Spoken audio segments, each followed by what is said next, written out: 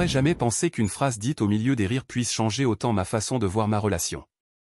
Mais quand elle m'a traité de nerd et de pas attirant devant ses amis, quelque chose s'est tout simplement brisé en moi. J'ai 31 ans, je suis un homme, et je pense qu'il vaut mieux commencer en disant que j'ai toujours été du genre rat de bibliothèque. J'ai terminé mon master en littérature il y a 5 ans et aujourd'hui je travaille comme rédacteur technique dans une entreprise de logiciels. Ce n'est pas très palpitant, mais ça paie bien et j'aime vraiment décortiquer des informations complexes pour les rendre accessibles. Ma petite amie, Mélissa, a 29 ans. Nous sommes ensemble depuis presque 3 ans et nous vivons ensemble depuis 1 an et demi. Elle est dans la dernière année d'un master en gestion de la santé publique. Quand nous nous sommes rencontrés, elle disait qu'elle adorait le fait que je sois intellectuel. C'est drôle comme les choses changent. Depuis environ 8 mois, je suis devenu, en gros, son assistant de recherche non rémunéré. Tous les soirs, après le travail, je l'aidais à comprendre des articles académiques, à structurer ses arguments, à trouver des sources. Sa thèse portait sur l'accessibilité aux soins de santé dans les communautés rurales. J'estime avoir passé plus de 200 heures à l'aider avec la méthodologie, l'interprétation des données et l'analyse statistique. Je ne me plaignais pas. Après tout, c'est ce que font les partenaires, non? Il y a 2 semaines, nous sommes allés à la fête de fiançailles de son amie Nathalie. Nous étions dans un groupe en train de discuter quand quelqu'un a mentionné la nouvelle librairie qui avait ouvert au centre-ville. J'étais enthousiaste et j'ai commencé à parler d'une biographie que je lisais sur Jonas Salk. Mélissa a ri. Pas avec moi, mais de moi. Mon Dieu, Derek lit de tout. C'est un peu ringard et pas du tout attirant, sérieusement. Genre, on a compris. Tu es intelligent. Tout le groupe est resté silencieux. Nathalie a essayé de changer de sujet, mais le mal était fait. J'ai simplement souri et dit. Je vais en tenir compte. Sur le chemin du retour, j'ai abordé le sujet. C'était un peu dur, tout à l'heure. Elle a levé les yeux au ciel. Oh, arrête. Ne sois pas si sensible. C'était juste une blague. Te traiter de pas attirant devant tes amis, c'est une blague? Derek, tu sais ce que je voulais dire. Parfois tu exagères avec ce truc des livres. C'est trop. Les gens pensent que tu essaies de frimer. Donc mes centres d'intérêt t'embarrassent. Ce n'est pas ce que j'ai dit. Bon sang, pourquoi tu dois tout analyser? Voilà ce dont je parle. Tout n'a pas besoin d'être une grande discussion profonde. D'accord. Message reçu. Ce soir-là, elle m'a demandé de relire son chapitre de méthodologie. 20 pages d'écriture académique dense, qui avait besoin d'une sérieuse restructuration. Pas ce soir. Je vais regarder le match. Elle a paru confuse. Mais je dois le remettre à mon directeur lundi. Tu trouveras une solution. Et c'est là que ma nouvelle politique a commencé, cesser complètement tout soutien académique. Plus de séances nocturnes de relecture, plus de chasse aux sources obscures, plus d'explications de concepts statistiques qu'elle aurait dû apprendre dans son cours de méthode de recherche. Elle a essayé de demander de l'aide plusieurs fois depuis, et, tu pourrais juste jeter un œil rapidement à cette partie, ou, c'est quoi déjà ce site que tu utilises pour les articles revus par les pairs? Ma réponse. Désolé, je suis occupé à être un nerd pas attirant, ici. La thèse doit être remise dans 6 semaines. D'après ce que je vois, elle en a terminé environ 60%, et même cette partie a besoin de grandes révisions. La méthodologie est faible. La revue de littérature manque d'études importantes. Et l'analyse des données, eh bien, elle est plutôt mauvaise. Hier soir, je l'ai trouvée en train de pleurer à la table de la cuisine, entourée d'articles imprimés. J'ai préparé un sandwich, pris mon livre et je suis allé dans la chambre. « Tu ne vas pas m'aider » a-t-elle crié. « Aider avec quoi ?»« Ma thèse. Je me noie ici. Je croyais que tu n'aimais pas les nerfs. Je respecte juste tes préférences. Est-ce que je suis mesquin? Bien sûr. Est-ce que ça me dérange? Pas du tout. On ne peut pas avoir le beurre et l'argent du beurre, tu ne peux pas te moquer publiquement des qualités dont tu profites en privé. Mise à jour 1. L'arrogance est entrée en orbite, les amis. Après mon poste, je suis resté ferme dans ma décision, embargo académique total. Mélissa court partout désespérément et c'est éclairant. D'abord, elle a tenté l'approche douce. Elle a préparé mon plat préféré et une première depuis des mois. Elle a mis cette robe que j'aime. Elle n'arrêtait pas de répéter à quel point j'étais brillant. Quand je n'ai pas mordu à l'hameçon, elle a changé de tactique. Derek, j'ai besoin de l'identifiant de la bibliothèque de l'université. Je ne l'ai plus. Quoi? Mais si. Tu l'as utilisé le mois dernier. C'était TON identifiant, tu te souviens? Tu me l'as donné pour que je t'aide dans tes recherches. Son visage est devenu livide. Elle utilisait mon accès d'ancien étudiant parce qu'elle avait oublié son mot de passe il y a des mois et n'avait jamais pris la peine de le réinitialiser, puisque je faisais toujours les recherches pour elle. Ensuite sont venues les tentatives de chantage émotionnel. Hier, sa mère m'a appelé. Derek, chérie, Mélissa souffre vraiment. Elle a dit que tu refuses de l'aider pour ses études. Diana, est-ce qu'elle t'a dit pourquoi j'ai arrêté de l'aider? Elle a dit que vous aviez eu une petite dispute. Elle m'a traité de nerd et de pas attirant devant tous ses amis, précisément à cause des livres et des connaissances qu'elle exploite dans sa thèse. Long silence de l'autre côté du fil. Ah, elle n'a pas mentionné cette partie. Choquant, n'est-ce pas? Mais voici le meilleur. Jeudi soir, Mélissa a invité son groupe d'études chez nous. 4 personnes de son programme, dont un gars nommé Terence dont elle avait déjà parlé selon elle, un QI de génie. J'étais dans le salon en train de lire quand j'ai entendu leur conversation à la salle à manger. Donc, pour la section d'analyse statistique, je dois montrer la corrélation entre la fermeture des hôpitaux ruraux et les taux de mortalité. C'est juste une régression basique. D'accord, mais comment je prends en compte les variables de confusion? Silence. Une autre fille, Jade, a suggéré. Peut-être vérifier s'il existe déjà des recherches là-dessus. J'ai déjà la recherche. J'ai besoin de savoir comment l'interpréter. Nouveau silence. Ton copain est doué pour ce genre de choses, non? Où est-il? Mélissa, assez fort pour que j'entende. Oui, il est difficile ces temps-ci. Je me suis levé, je suis allé chercher de l'eau à la cuisine et je suis passé devant la salle à manger. J'ai souri à tout le monde. Terence a essayé de m'interpeller. Mec, petite question rapide sur l'écart type. Désolé, je ne peux pas aider. Mélissa pense que les discussions académiques, c'est nerd et pas attirant. J'essaie d'être moins comme ça. Silence de mort. Jade a même esquissé un petit sourire. Terence avait l'air perdu. Mélissa, elle, semblait prête à me tuer. Quand ils sont partis, elle a explosé. C'était humiliant. Maintenant tu sais comment je me suis senti à la fête de Nathalie. C'est différent. Je ne t'ai pas humilié devant des gens de TON domaine. Non, juste devant tout notre cercle social. Derek, je dois réussir cette thèse. Tout mon diplôme en dépend.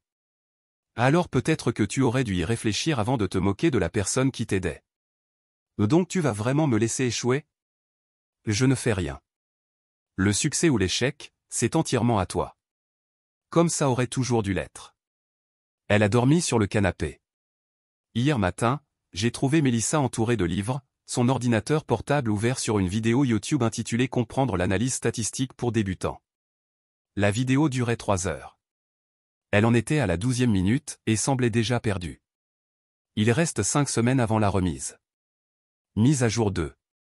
Le désespoir a atteint un niveau critique, et elle a commencé à utiliser toutes les tactiques de manipulation du manuel. La semaine dernière, après l'humiliation avec son groupe d'études, Mélissa est passée directement en mode nucléaire sur les réseaux sociaux.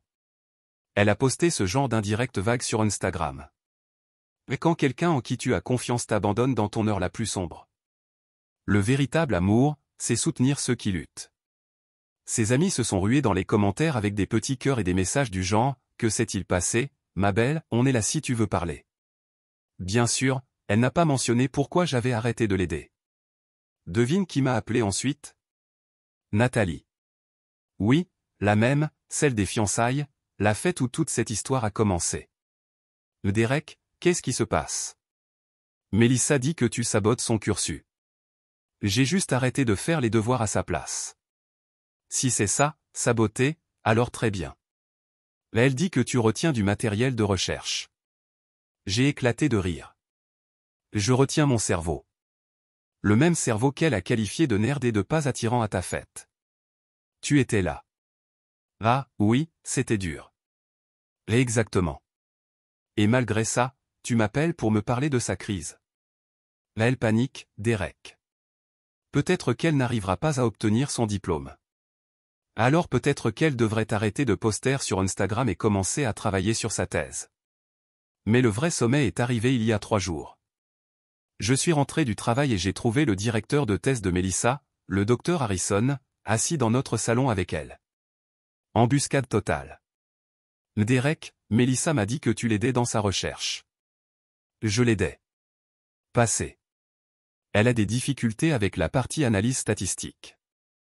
Elle m'a dit que tu avais de l'expérience. Tu accepterais de revoir son travail? Pas le faire pour elle, juste l'orienter. J'ai regardé Melissa. Elle avait ce petit sourire en coin, comme si elle venait de trouver une faille. Le docteur Harrison, avec tout le respect, la thèse ne devrait-elle pas représenter le travail et la compréhension de l'étudiant? Eh bien, oui, mais la collaboration est encouragée. Melissa vous a expliqué pourquoi j'ai arrêté de collaborer?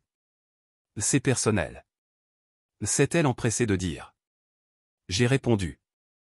Elle m'a humilié en public, en me traitant de nerd et de pas attirant, à cause précisément de la lecture et des connaissances qu'elle attend maintenant que j'utilise pour l'aider à obtenir son diplôme. Les sourcils du docteur Harrison se sont levés. Il s'est tourné vers Melissa.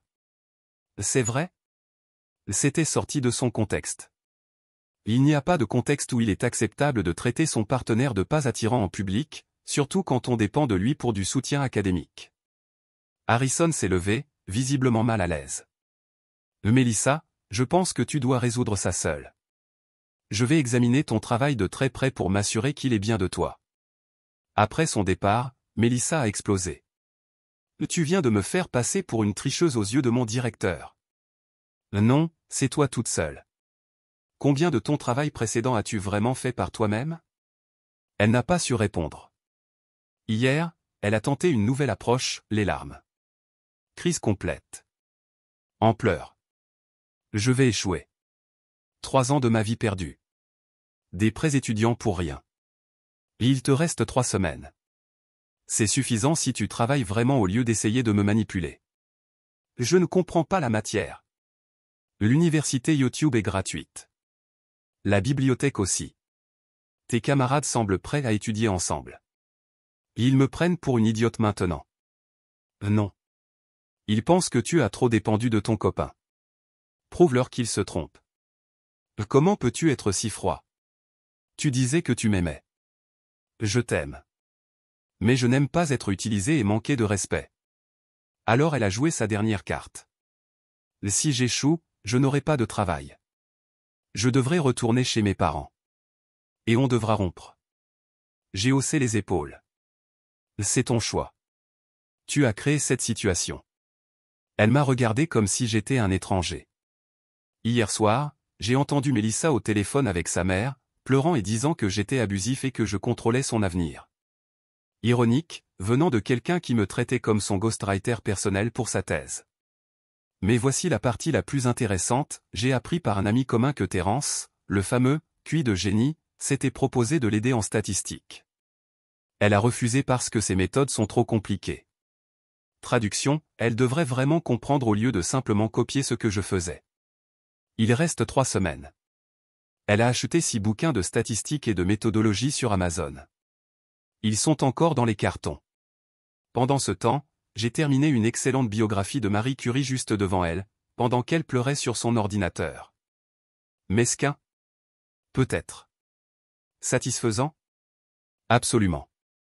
Mise à jour 3. L'explosion finale est arrivée. Ou plutôt, l'effondrement complet, et il n'est pas venu seul. Il y a 5 jours, les parents de Melissa se sont pointés sans prévenir. Denny et Diana, dans toute leur splendeur, devant notre porte à 8 heures du matin un samedi. Nous devons parler de cette situation. Le café d'abord. Ensuite on parle. Nous nous sommes assis dans le salon. Il était clair que Melissa avait préparé le terrain avec sa version des faits. Diana a commencé. Derek, chérie, nous t'avons toujours considéré comme faisant partie de la famille. Merci. C'est pour ça que nous sommes confus par ton comportement. L'avenir de Melissa est en jeu. Son avenir n'a jamais été ma responsabilité. Mais les partenaires s'entraident. Je l'ai aidée pendant 8 mois, jusqu'à ce qu'elle m'humilie en public justement pour les qualités qu'elle exploitait. Là, elle a fait une erreur. Là, elle a fait un choix. Et les choix ont des conséquences. Diana a tenté un autre angle. Derek, tu sais que Melissa souffre d'anxiété. La pression la pousse à dire des choses qu'elle ne pense pas. L'anxiété ne pousse pas quelqu'un à traiter son partenaire de pas attirant. Ça, c'est de la cruauté pure. Ils ont échangé un regard. Puis Denny a sorti de sa poche un chéquier. Je jure que c'est vrai. Et qu'est-ce qu'il faudrait pour que tu l'aides à finir? J'ai ri. Vous essayez de me payer pour faire les devoirs de votre fille? Ce n'est pas exactement ça. C'est exactement ça. Et la réponse est non. Pour aucune somme. Melissa est entrée à ce moment-là et a vu le chéquier. Son visage est devenu rouge. Papa, je t'avais dit de ne pas faire ça. Ton avenir vaut plus que l'orgueil, ma chérie. Et là, tout a fait sens. Ce n'était pas nouveau. Il l'avait acheté à travers ses épreuves toute sa vie. Vous avez toujours fait ça? Payer pour régler ses problèmes? Silence. Mon Dieu, et pendant sa licence? Qui avez-vous payé? Des tuteurs? Des assistants? Mélissa, ça n'a rien à voir. Si, ça a tout à voir. Tu n'as jamais fait ton propre travail, pas vrai? Elle est sortie furieuse. Ses parents sont partis peu après. Denny marmonnant sur « l'orgueil des jeunes » et Diana me lançant un regard déçu. Mais ça a empiré. Il y a 3 jours, j'ai reçu un appel de ma mère. Derek, qu'est-ce que c'est? J'ai entendu dire que tu n'aidais plus Melissa. Comment tu sais ça? Diana m'a appelé. Elle a dit que tu étais têtu. Maman, elle m'a traité de nerd et de pas attirant à cause de livres. Oh, chérie, les gens disent parfois des bêtises. Tu resterais avec papa s'il t'humiliait en public? Longue pause. Non. Je ne resterai pas. Alors, s'il te plaît, ne me demande pas d'accepter ça. Tu as raison. Je suis désolé. Diana m'a raconté l'histoire autrement. Pendant ce temps, Melissa a engagé un tuteur en urgence, un étudiant en master facturant $50 de l'heure pour, en gros, écrire sa partie d'analyse. J'ai découvert ça parce qu'elle a utilisé notre carte de crédit commune. Je n'ai pas annulé le paiement, mais j'ai fait une capture d'écran. L'épreuve, c'est toujours utile. Hier, c'était l'apogée. Je suis rentré à la maison et j'ai trouvé son ordinateur portable en miettes sur le sol. Mélissa? J'ai planté, tout est perdu. À ta thèse? Tout le travail? 3 semaines de travail? Tu avais fait une sauvegarde? Son visage est devenu livide. Je pensais que ça se sauvegardait automatiquement dans le cloud. Tu n'as pas fait de sauvegarde manuelle de ta thèse? Elle s'est mise à pleurer désespérément, sanglotant, incapable de respirer. S'il te plaît, Derek. S'il te plaît. Je sais que je t'ai blessé. Je suis vraiment désolé. Mais j'ai besoin d'aide. Je ne peux pas recréer 3 semaines de travail en 5 jours. 3 semaines de ton travail, ou du travail du tuteur? Elle m'a fixé, maquillage coulant, larmes sur les joues. Est-ce que ça a de l'importance? Oui, ça en a. Je suis allé à mon bureau, j'ai pris une clé USB et je la lui ai tendue. J'ai fait une sauvegarde de ton ordinateur il y a 2 semaines, pendant une maintenance. Tes fichiers doivent être dessus. Y compris ce que tu as réellement fait. Elle l'a saisi comme si c'était une bouée de sauvetage. Mon Dieu. Merci. Merci. Je ne fais pas ça pour toi. Je le fais parce que je ne suis pas cruel. Mais ça ne change rien entre nous. Elle a branché la clé, trouvé les fichiers, mais a vite réalisé. C'est d'il y a 2 semaines. J'ai fait tellement de choses depuis. Alors tu aurais dû faire une sauvegarde. Son visage est tombé. Le travail du tuteur était perdu. Je crois que tu vas devoir écrire seul. Concept nouveau, je sais. Elle n'a pas dormi cette nuit-là, ni la suivante. J'entendais ses doigts frapper le clavier, ses sanglots, et les canettes de boissons énergétiques s'accumuler. Terence est même venue aider, mais elle hurlait juste parce qu'elle ne comprenait pas ses explications. Il reste maintenant 48 heures avant la remise. J'ai reçu un message de sa mère ce matin. J'espère que tu es satisfait. Tu as détruit ma fille. J'ai répondu. Non. Je lui ai donné la chance de se reconstruire. Et j'ai bloqué le numéro. En ce moment, je lis un livre fascinant sur l'histoire de la cryptographie. Peut-être que je vais le laisser traîner sur la table de la cuisine, juste pour être nerf des pas attirants. Mise à jour finale. La date limite pour la thèse était lundi dernier. J'ai vu Mélissa envoyer son fichier à 23h47, 13 minutes avant la clôture. Elle semblait avoir vieilli de 5 ans en 5 jours. Ce qu'elle a rendu était, eh bien, c'était quelque chose. Elle a réussi à recréer environ 70% de ce que le tuteur avait fait, mais sans rien comprendre. La section d'analyse était un chaos, formule mal appliquée, données mal interprétées, conclusions qui ne correspondaient pas au résultat. Techniquement parlant, un désastre. Elle le savait aussi. Après avoir cliqué sur « Envoyer », elle est restée fixée sur l'écran. « C'est nul », a-t-elle murmuré. Je n'ai pas répondu. Que pouvais-je dire? Le lendemain matin, elle a commencé à faire ses valises. Pas de drame, pas d'annonce, simplement mettre ses vêtements dans des cartons. Je vais retourner chez mes parents. D'accord. Je vais rater la thèse. Devoir refaire la matière. Encore un semestre de frais. D'accord. Elle s'est arrêtée, m'a regardé. Tu t'en fiches vraiment. Je m'en suis soucié pendant 2 ans et demi. Tu as détruit ça en une seule phrase, ce soir-là, à la fête. Elle a juste hoché la tête et a repris l'emballage. Hier, les résultats sont tombés. Elle m'a transféré le mail, je ne sais pas pourquoi. Peut-être pour que je voie les conséquences. Note finale, 47% échec. Les commentaires du docteur Harrison étaient impitoyables. La compréhension fondamentalement erronée de la méthodologie statistique. Revue de littérature manquant de sources essentielles. Analyse des données contenant de multiples erreurs de calcul et d'interprétation. Les conclusions ne sont pas étayées par les preuves présentées. Ce travail ne répond pas aux exigences d'un master. Mais le plus dur fut la remarque finale. Mademoiselle Rodriguez, je suis préoccupé par le déclin significatif de la qualité par rapport à vos soumissions précédentes. Merci de prendre rendez-vous afin de discuter des politiques d'intégrité académique. Traduction, il sait que le travail précédent n'était pas d'elle. Sa mère m'a appelé du portable de Mélissa, une dernière fois. Mais elle est dévastée. Elle ne mange pas, ne sort pas de sa chambre. Mais elle s'en sortira.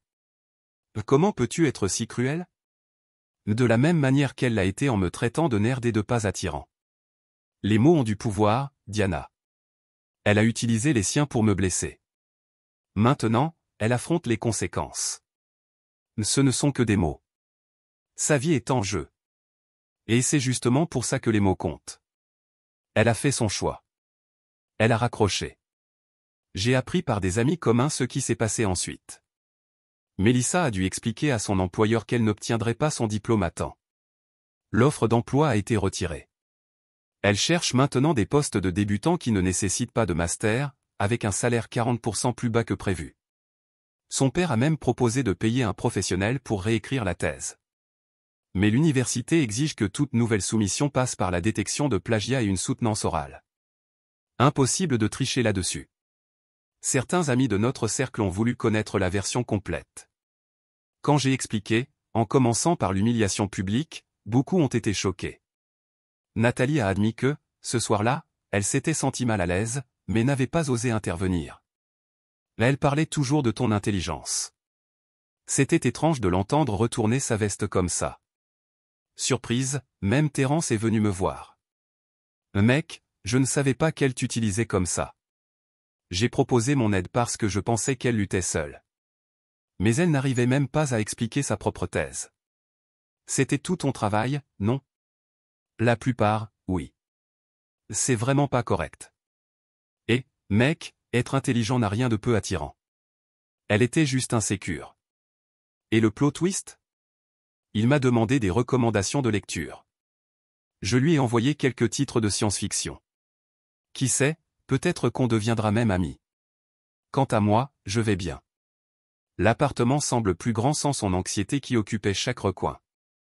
J'ai rejoint un club de lecture dans la nouvelle librairie du centre. J'y ai rencontré des gens vraiment intéressants, qui ne pensent pas que lire est, nerd et pas attirant. Il y a une femme, Sarah, qui fait un doctorat en philosophie. Quand j'ai parlé de mon travail de rédacteur technique, elle m'a demandé des conseils de lecture sur comment rendre des idées complexes plus accessibles.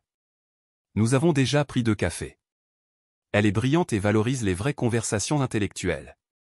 Je ne me précipite pas. Je digère encore ces 3 années. Mais ça fait du bien de parler avec quelqu'un qui ne voit pas l'intelligence comme un défaut ou une ressource à exploiter. Mélissa m'a envoyé un dernier message hier soir. Je comprends si tu me détestes, mais je voulais que tu saches que tu avais raison. Je n'ai jamais valorisé ce que tu apportais dans ma vie jusqu'à le perdre. Pardon pour tout. Je n'ai pas répondu. Il n'y a plus rien à dire. Elle devra refaire toute la matière. Au moins 6 mois de plus. Ses parents vont payer, mais l'ont obligée à trouver un emploi pour subvenir à ses propres dépenses. Elle travaille maintenant dans la vente au détail tout en essayant de réécrire une thèse qu'elle n'a jamais comprise. Quelqu'un m'a demandé si je culpabilisais. La réponse est non. Je me sens libre. Libre de ne plus être le service secret des devoirs de quelqu'un. Libre de ne plus être moqué pour les mêmes qualités dont elle dépendait. Libre du cycle épuisant d'être utilisé et méprisé en même temps. Les livres que je lis ne sont pas, nerds et pas attirants. Ce sont des fenêtres vers d'autres mondes, d'autres idées, d'autres possibilités. Si quelqu'un ne peut pas voir ça, ne peut pas l'apprécier, alors il ne mérite pas d'en bénéficier. Leçon apprise, quand quelqu'un te montre qui il est vraiment et quelqu'un qui se moque de tes passions en public tout en les exploitant en privé, crois-le dès la première fois. Et ne fais jamais, jamais, les devoirs de cette personne. Commentaire Madame Reddit. Ironique, l'intelligence était, nerd et pas attirante, mais sans elle Mélissa n'est allée nulle part. Au final, celle qui se moquait a tout perdu et celui dont on se moquait est sorti libre. Poétique.